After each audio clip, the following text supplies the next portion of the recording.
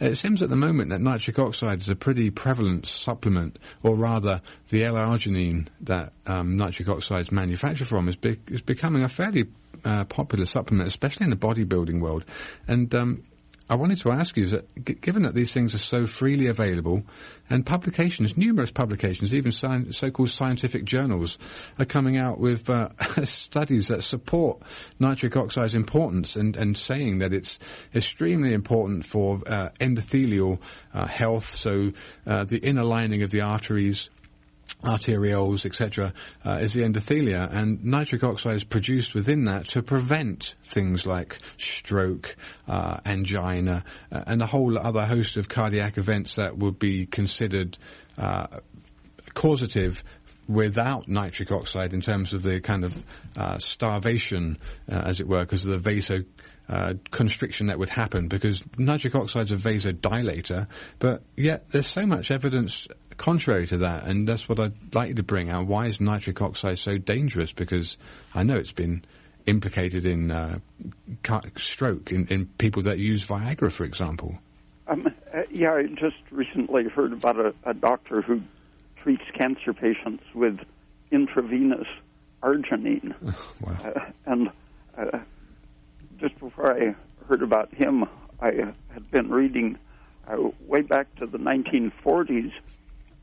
People discovered that arginine stimulates cancer growth, and that starvation or reduction of arginine stops cancer growth. Uh-huh. And through the 50s and 60s, continuing, it's being picked up again just recently, methods to stop the conversion of arginine to nitric oxide, or to reduce the availability of arginine. Mm-hmm.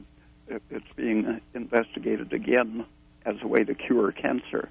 So there are these two very opposite things going on. One, nitric oxide is being proposed to cure cancer, or suppressing nitric oxide, it's demonstrated to stop the growth of cancer. And the first things that I was hearing about nitric oxide, I happen to be interested in endogenous carbon monoxide in the early and mid-'80s. And it can promote cancer by blocking the respiratory enzymes. And then in the mid and late 80s, people started realizing that something was producing nitric oxide in the body. And I think it was 88 or 89 when the enzyme was demonstrated that we actually have the enzyme that makes this smog-like free radical in our tissues.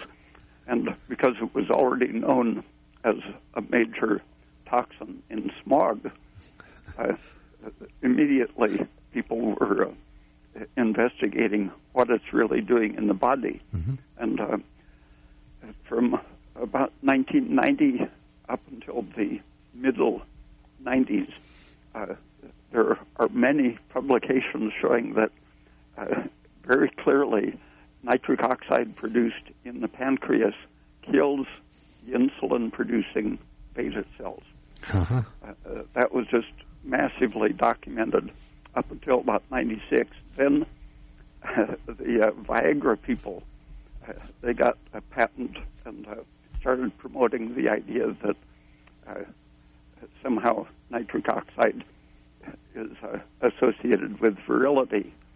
And suddenly the research by the late 90s was turning just 180 degrees and saying everything that nitric oxide does must be wonderful because it is related to male virility.